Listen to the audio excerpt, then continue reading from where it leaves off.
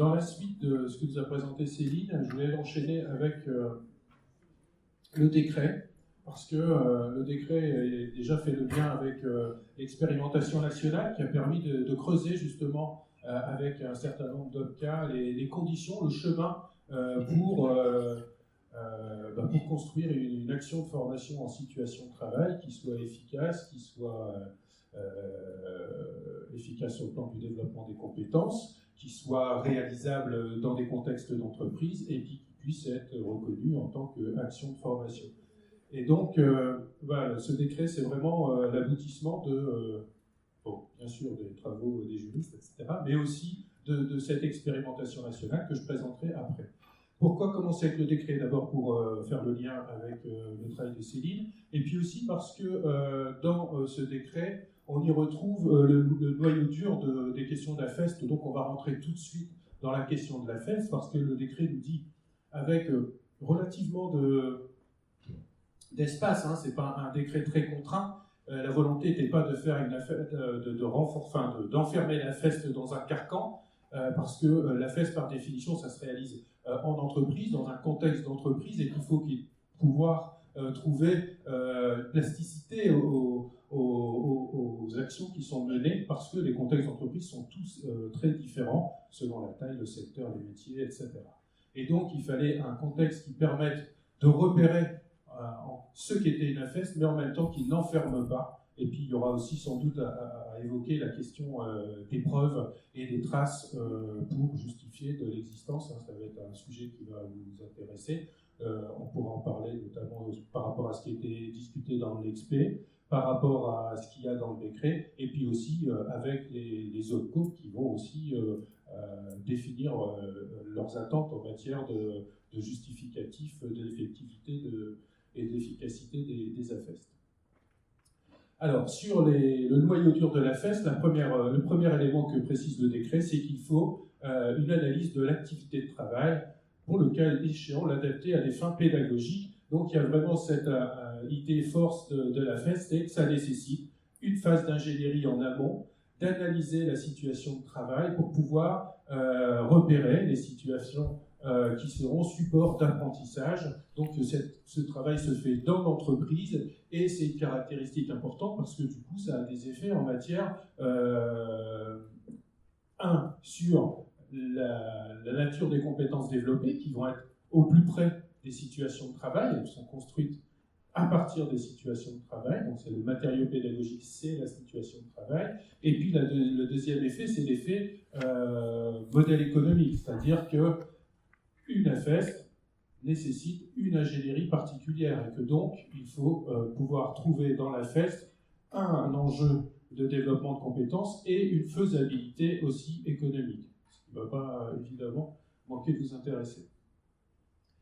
Le deuxième élément, c'est la désignation préalable d'un formateur pouvant exercer une fonction tutorale. C'est aussi un élément important, c'est que le formateur, à contrario de l'expérimentation constructive qu'on va évoquer tout à l'heure, où Benjamin était formateur expert réalisant les actions, en tout cas qui étaient prévues pour réaliser l'ensemble des actions de formation, la grande majorité des AFES qui ont été développées prévoit un formateur interne qui anime les situations, en tout cas la mise en situation, et qui suit le travail de l'apprenant. Et donc, du coup, le rôle du formateur, de vous, les organismes de formation, il y a une répartition sur le rôle pédagogique qui est rediscutée au travers de la FEST avec, franchement, on a vu toutes les possibilités. Il y a beaucoup de plasticité. Hein. Il y a vraiment autant d'expérimentation, on a eu autant de configurations sur cette répartition du rôle pédagogique. Donc c'est bien, il y a de la place pour tester, il faut à chaque fois s'adapter au contexte, aux personnes présentes en situation. En tout cas, ça interroge le rôle du formateur, notamment sur la partie analyse de l'activité, puisqu'on ne repart pas d'un référentiel, un titre, une certification, mais on repart des situations de travail. Même si les AFES ont pu contribuer à la certification dans quelques expérimentations, la majorité s'intéressait à développer des compétences spécifiques au poste de travail, pas forcément dans une logique de certification. Voilà, dans l'analyse du travail, et puis le rôle du formateur dans un constructeur, architecte d'un parcours en interne. Il va alimenter, outiller le formateur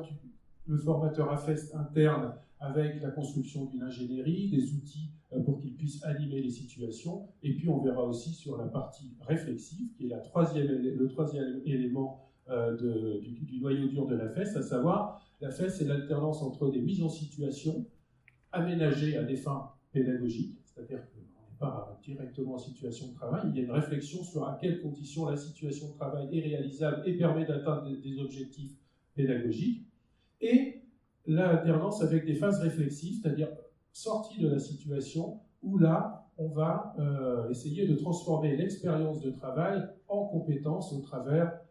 d'éléments de mise à distance du travail, d'expression sur le travail, de confrontation de traces de l'activité à une référence en matière de ce qui est attendu en matière de compétences. Bon, voilà, on va en parler plus tout à l'heure. C'est juste une intro. Mais là encore, spécificité de la FEST, là aussi pour les formateurs, un rôle différent, c'est-à-dire comment exploiter les situations vécues d'apprentissage pour en faire ressortir les compétences en termes d'expression et en termes aussi de cristallisation des compétences. Et puis enfin, comme dans tout dispositif de formation, une évaluation spécifique des acquis de la formation, qui est intéressante du point de vue de toute action, donc ce n'est pas spécifique à la FEST, c'est nécessaire en termes de développement de compétences. Mais peut-être que là, il y a un intérêt autour de faire apparaître les compétences, notamment dans la phase réflexive, et que c'est peut-être notamment sur les publics de bas niveau de qualification un élément intéressant. Mais on prendra ça plus tard. Voilà, c'est une première intro sur le décret, et donc on a déjà parlé, on est déjà rentré dans la FEST.